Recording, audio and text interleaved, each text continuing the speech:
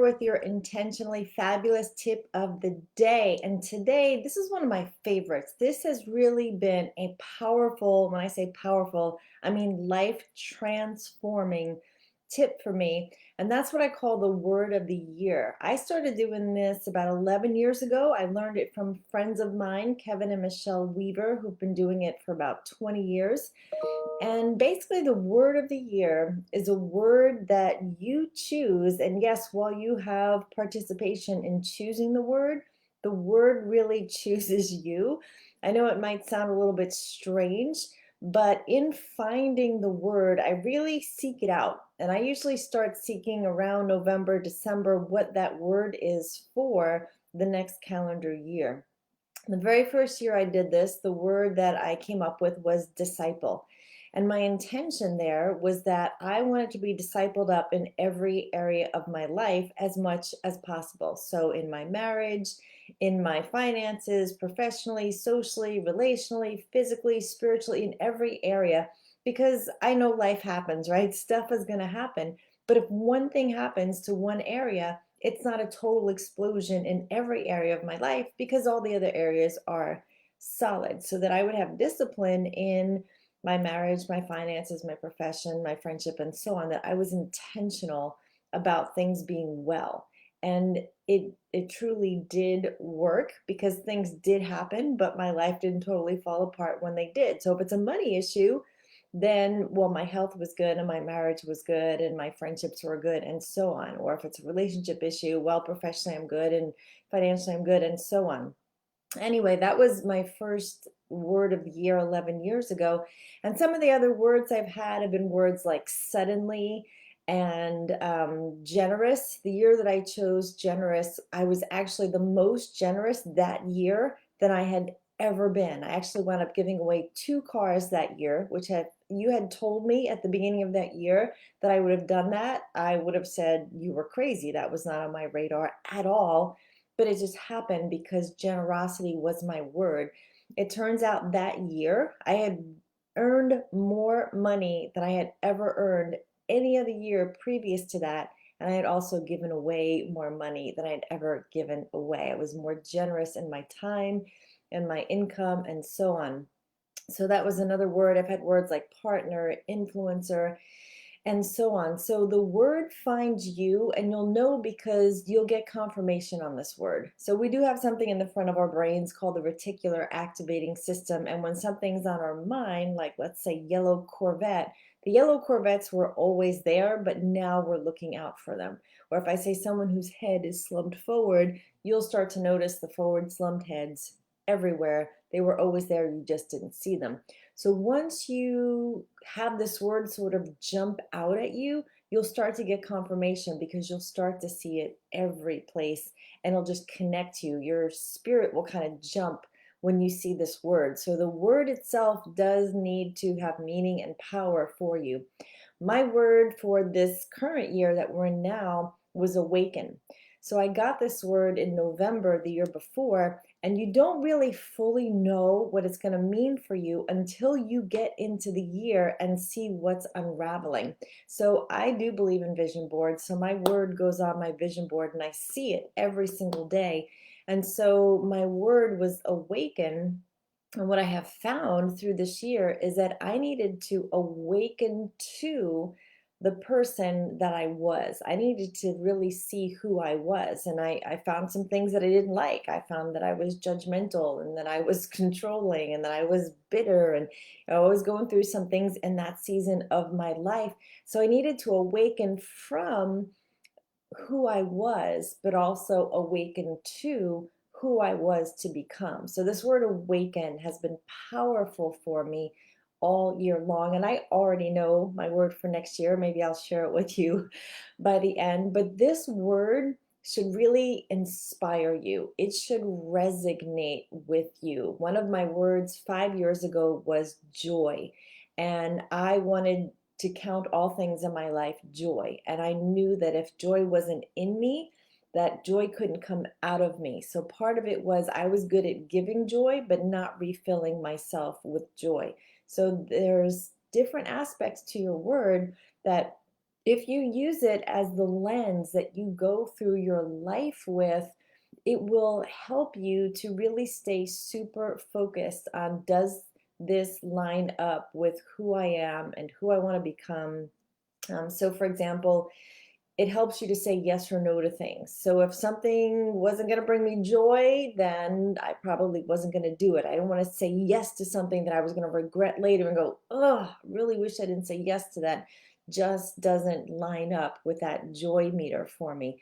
So this word really anchors you.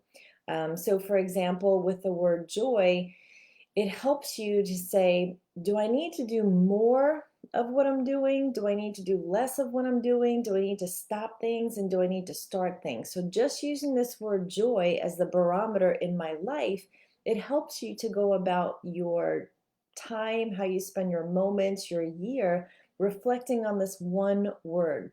It's also great for visualization because you can imagine, what would my year be like if I was more joy filled? Or the year that I had suddenly, where I was just about being open to things and being more spontaneous, that suddenly getting good news, suddenly a door swinging wide open, suddenly a door closing, um, just suddenly having opportunity.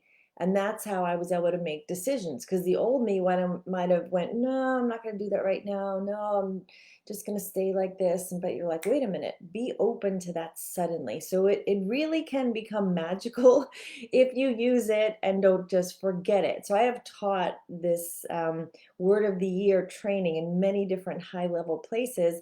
And some people will get their word in the session because we'll really take some time and we'll meditate it and they feel really strongly about their word, but then they might forget it a month later. They don't write it down, they don't put it somewhere they can see it, they don't tell friends about it, which is part of it also. Let people know what your word is. I had told a friend who is a marketing branding genius what my word was with Awaken, and he had some really amazing insights on that for me. So share your word. It might seem silly, but find people who really care and share it with them.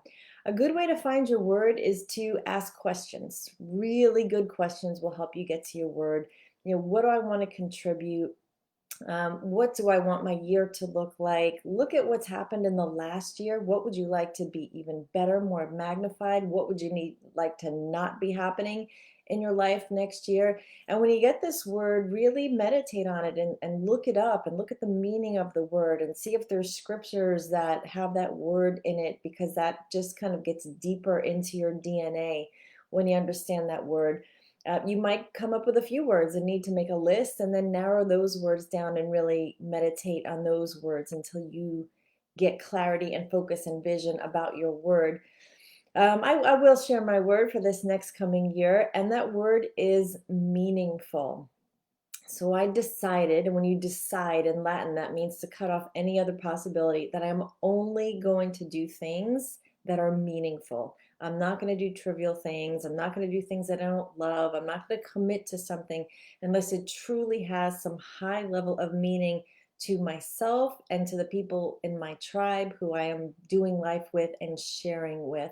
So I'd rather be doing meaningful things with fewer people than doing things with the masses that don't have deep meaning to me in my life. Now, we'll have to come back a year from now and let you know how that went, because the word really becomes you. And what I will tell you is that the word doesn't end when the year ends. So I still really hold dear the word discipleship. That's still important to me. It is still important to me to be generous and to be open to suddenly and to be joy filled and to look for amazing partnerships and to be an influencer and all the other words that I've had throughout the years.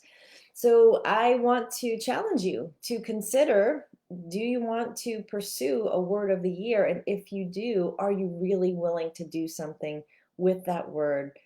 Something meaningful, something that a year from now you can say, wow, I'm glad I did that, because it does make life just so much more meaningful, joyful, powerful when you know what you stand for. So that's part of what the power of that word is. I had a friend who chose the word health for the year, and that was something that he was going to commit to because he knew he had let his health slide, and that this was the time, that this was going to be the year that health was going to become his identity. And that's what the word truly becomes if you use it.